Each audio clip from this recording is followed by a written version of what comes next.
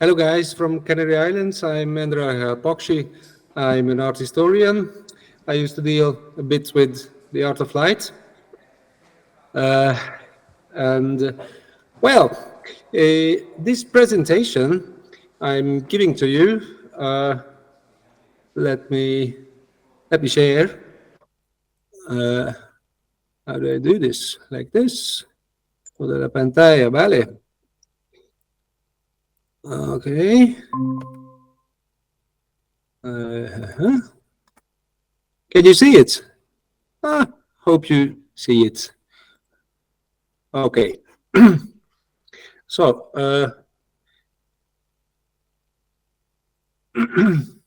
thank you for inviting me to this conference. I wish I was with you, but actually I am with you now. So this is just a debut of this concept of the Museum of the Mind.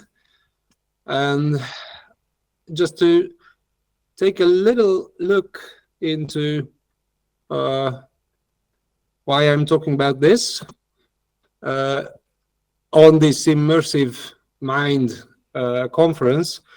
Well, the question could be like, immersion into what? Is it immersion into an exterior visual or audiovisual four-dimensional setting, as it is in light environments? Is this what we are talking about as immersion? That was the nice example for light environments, the exhibition I made in Budapest in 2015. And then it went on in a bit more large scale at the Light Art Museum in 2022, without my collaboration, founded by Laszlo Bordos. But before that, I mean, this conference is the nicest continuation of what we did with Andrea in 2017, when from the point of light art, or the art of light, we started some investigation, a multidisciplinary bonsai conference. Let's let's say it was not huge. And there we were inviting Zoltán Vidnyánszky, and hey, other Zoltán, Szegedi Maszek. You see, I'm using just the same image with the dragon as you did. So by his lecture, we knew that this notion of the passive vision, this intromission theory, as vision is just an input, it's not absolutely right. So maybe the guys before Aristotle was right by stating that vision can be made through your eye emits an eye beam, and this meets the beams reflected from the object. And so Vidnyánszky has proved it in a different way through eye tracking research, that that our vision is active. Actually, we are constituting the what we see, in a sense. It's not only input. So the funny thing is that this distinction of exterior and interior may just not work. I mean, so what do we immerse into? Does it make sense? Maybe it does not. Maybe I'm wrong. And so my interest got rather into what's then, if we are not dividing exterior and interior, then what's left? Well, what's left is the mind. So actually, let me tell you a poem by Lili Emmerich. It's saying what this Museum of the Mind is. It goes like this. Stop being romantic or tragic.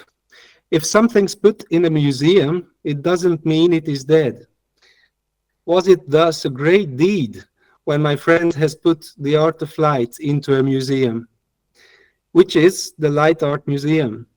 which is the Museum of the Art of Light, which is not dead, the light of the art. The art of the museum light, the light of the museum art, the art of museum dead light, the mind of the light as museum, mind museum of light, light-minded museum art, art-minded museum light, mind museum of light. We're not caught up in the cut-up. Dead-minded romantics invent artificial intelligence without knowing what intelligence is. Art Intelligence Museum of Light in not dead mind. Mind is born from the light. The words help images to constitute the tree of intelligence, ever shattered by dead art. The Museum of the Mind collects the branches of this tree and soon will be exploited by the Museum of the Dead. Mind Museum of the Light Art Intelligence. Artificial Light Intelligence Mind. Artificial Museum of Intelligent Light. So now you know what I'm talking about, right? So this is going to be part 0. I mean, this is a smaller part, but it contradicts kind of what we have learned of art history. As part 0, my preposition is that the painting after photography starts acting as some kind of a neuroscience. So my point is that with photography, I mean the widespread of photography, many functions became lost. This telepresence or depiction, reproduction, and well, the spread of information and disinformation as well, and were taken by photography. So what functions were left to painting? Of course, the depiction of the non-photographable. So that's when we see great interest and the great revival of historic painting, but also color images and the painting of visions. So here's an example of an academic painting, Juana de la Loca from the Prado. I also draw these little circles and arrows of, well, this is the eye tracking, the fake eye tracking example. I mean, in academicism, there were these huge prizes in the second half of the 19th century. And it's like you cannot really feel the effect on photography on it, but there is a strong effect in the sense of anytime whoever won these prizes, these grand medals of the yearly exhibitions, the main feature that was praised was the composition. I mean, how could the picture be deciphered, or how could the narrative could be reread through the painting? So this is actually an eye-tracking phenomenon that, of course, first we see Juana la Loca, who's in the main character, and then by the details, as your eye is jumping and deciphering what's on the picture, this is academicism is already neuroscience. This is a funny example of how photography starts to try to photograph what's not photographable. But this is maybe an awkward example, but still you can see that what is lacking is the composition. So then comes the Impressionism, which can be summed up as just a rebellion against the line. It doesn't want to talk about anything but color, and it's like really afraid of using any lines or right angles or geometry or whatever. And then things become more interesting in post-impressionism. And as we learned here, some color theories are coming in, but I don't think it's maybe only that. And then in Cubism, we are told that This is the kind of painting where into one image the painter puts the objects from several viewpoints. As you were going through an object, and all these viewpoints are assembled into a composition. And then this analysis goes on to Orphism or Orphic Cubism, when they realize that actually everything is made of light, and also the image is just devoured by the light environment. And well, from this point on, as color takes over all the vision, this is where abstract is coming from. It's rather subjectivity. I really don't want to go into the depths of it, of subjectivism.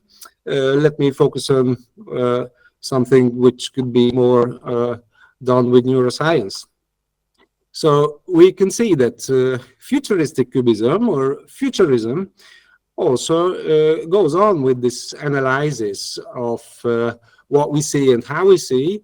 And so in the futurism, there's already, based on cubism, you can see that they are trying to analyze how we perceive movement as well.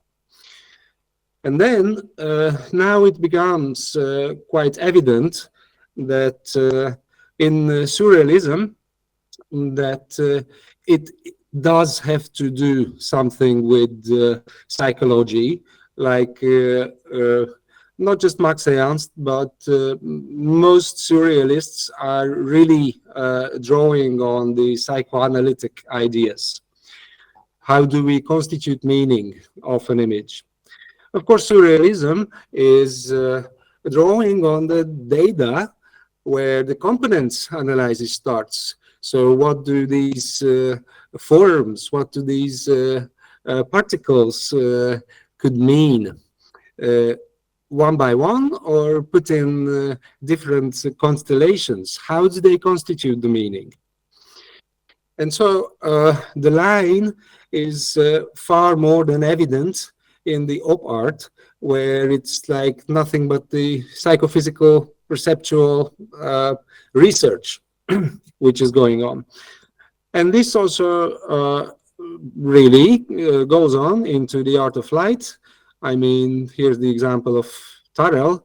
We know that in the 60s, Tarell used to work for the experiments for the military to the Ganzfeld effect. So if you're put into a homogeneous environment of light, then you start losing your senses in a way.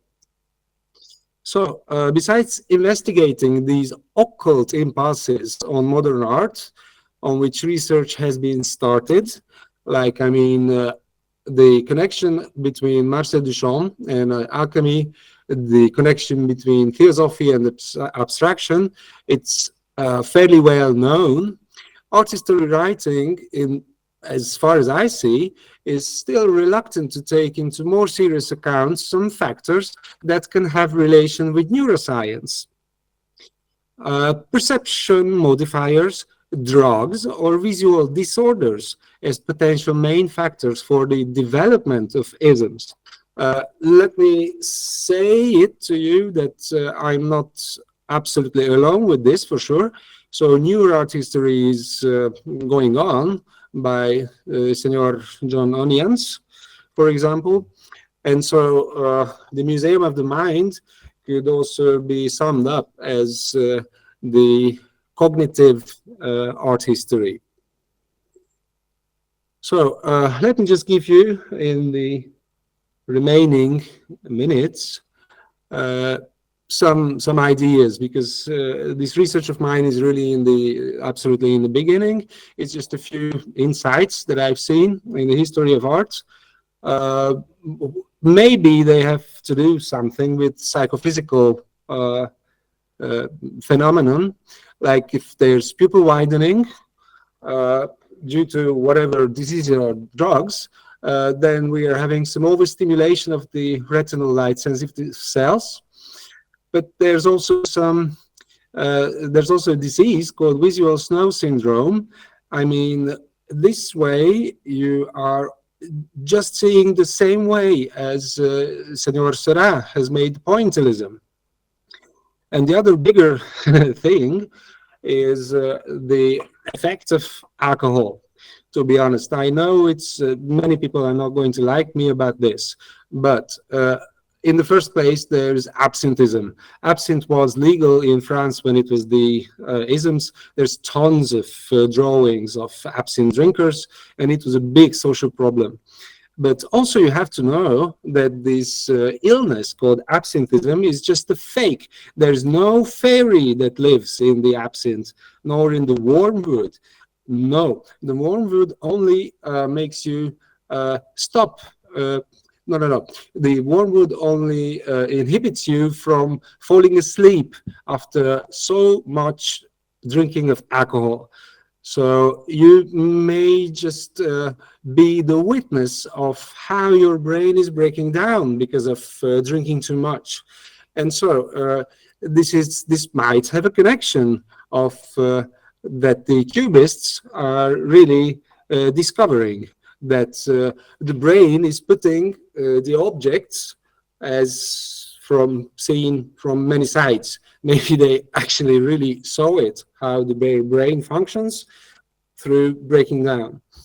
And then there's a huge variety of other methods, which is just not very strictly part of art history, as far as I know, like meditation techniques or using psychedelics or even flicker light-induced hallucinations, what they have to do with iconographically appearing these Kluwer-form constants all over in all throughout the art history, in yantras or in carpet weaving or repetitive geometric patterns. And thank you for your patience.